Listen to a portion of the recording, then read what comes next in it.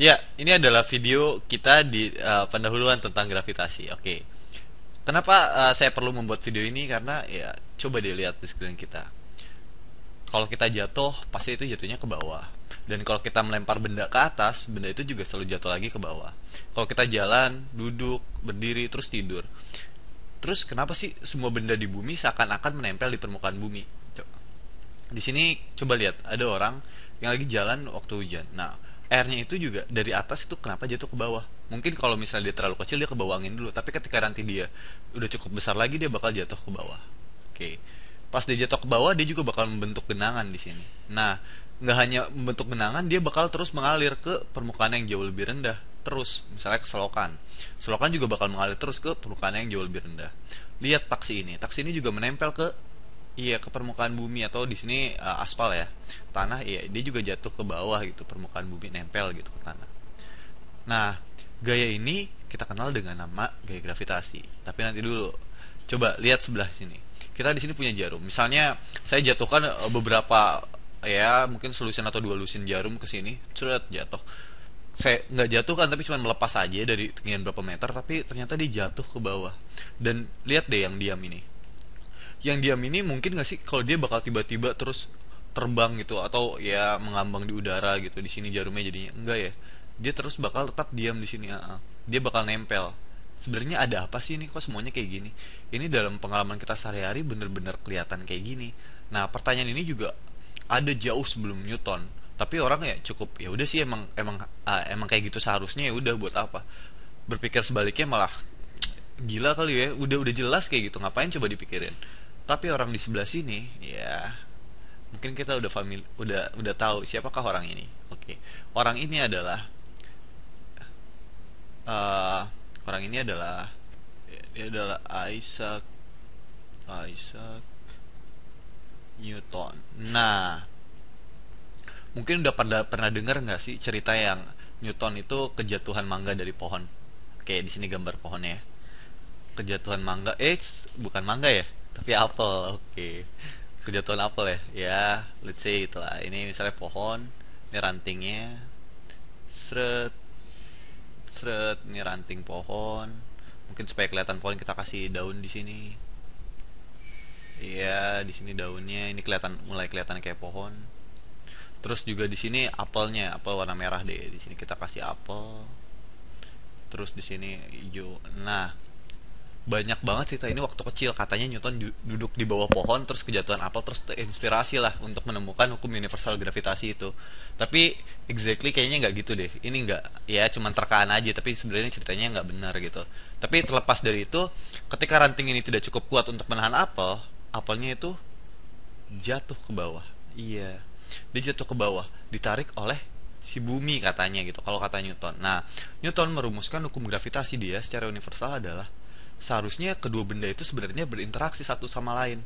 Nah, itu kita kenal dengan hukum gravitasi. Di sini kita coba Newton mematematiskan ini. Oke.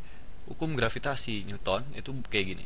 Gaya gravitasi di sini gaya adalah G besar di sini sebagai konstanta. Ini sebenarnya konstanta ini nomor yang sangat kecil gitu ya. Ini sangat kecil. Sangat kecil. Ya ini sebenarnya cuman number aja gitu ya, yang sangat kecil, dikali kedua massa yang saling berinteraksi. Let's say apel ini dan bumi kan, ada massa bumi dan massa si apel, dia berinteraksi satu sama lain. M1 misalnya, di sini M-nya, M1-nya itu M bumi, dikali sama M-nya si apel, dibagi sama jarak antara bumi dan apel, dikuadratin. Nah, ini adalah gravitasi. Ya, yeah. Coba sekarang gini.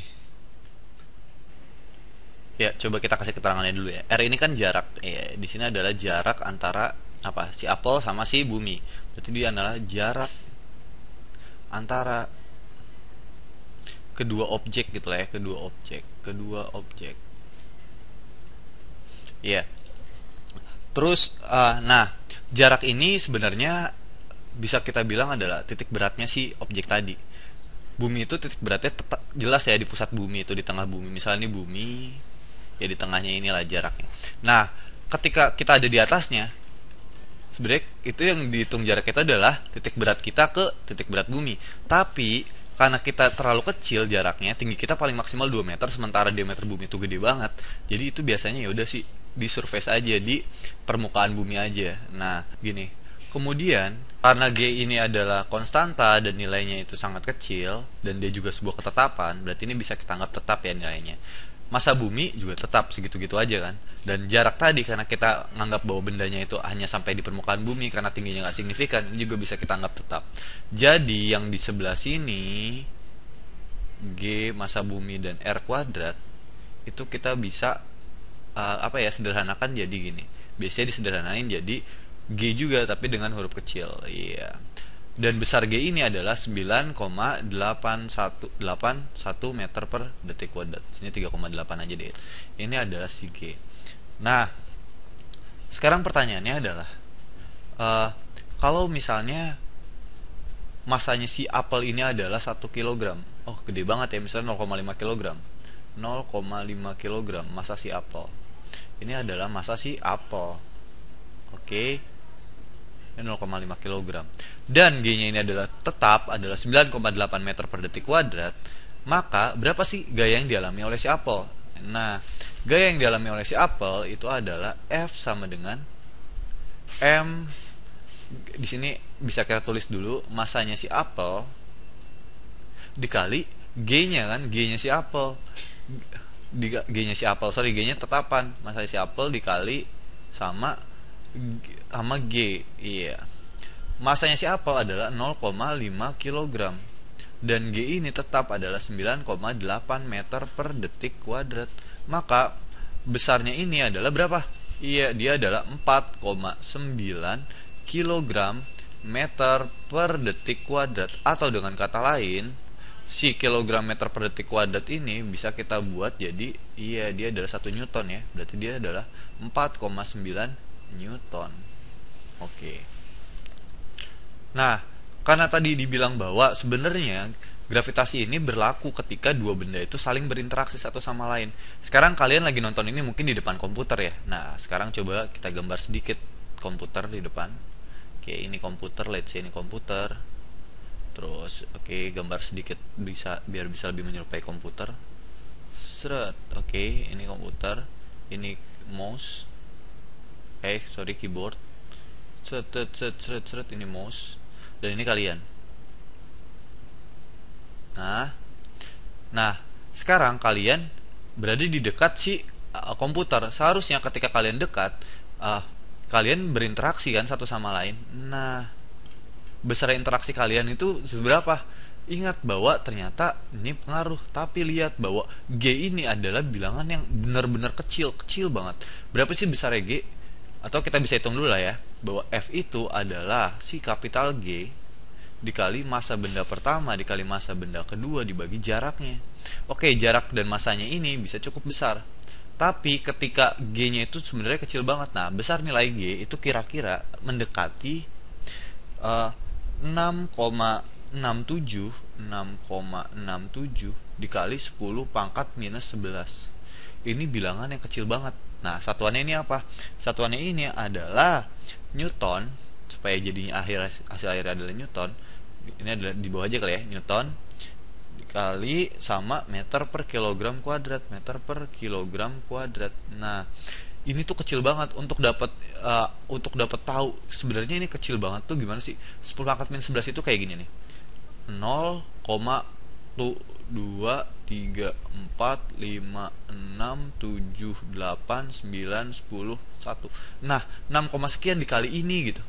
Ya jadinya kecil banget. Berarti gaya interaksi antara kedua kalian dengan komputer itu ya kecil banget. Jadi nggak bisa kalian rasakan. Tapi dengan bumi karena masanya itu gede banget, jadi kalian bisa ngerasain bahwa ya kalian punya tendensi untuk jatuh ke permukaan bumi.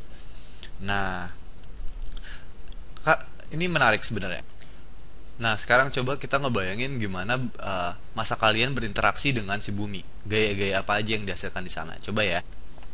Nah, ini adalah foto bumi nih. Sekarang misalnya posisi kalian ada di sini. Posisi saya ada di sini sekarang. Oke. Nah, kebetulan massa saya itu adalah ya 60 kg. Massa saya adalah 60 kg. 60 kilogram. Berarti gaya yang diberikan bumi terhadap saya itu berapa besarnya? Ya udah kayak gini aja kan. F itu sama dengan M kali G.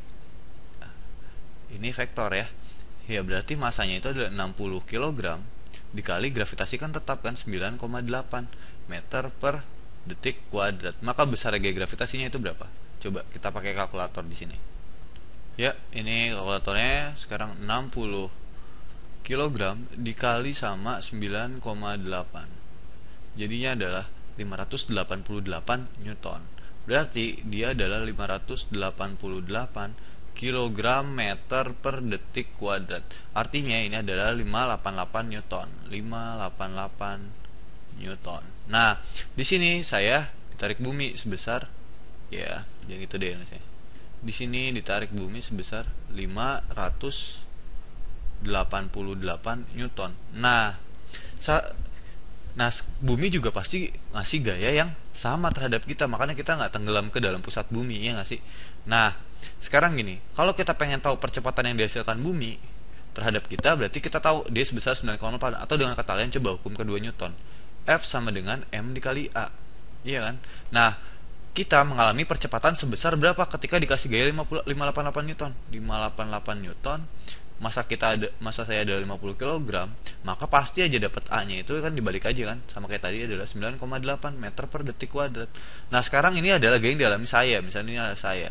Nah, gimana sama gaya yang dialami bumi? Bumi juga seharusnya tertarik ke kita, gaya percepatannya berapa, tapi oke, kita lihat bahwa si bumi juga tertarik ke kita dengan gaya segini, 588 Newton juga, 588 Newton.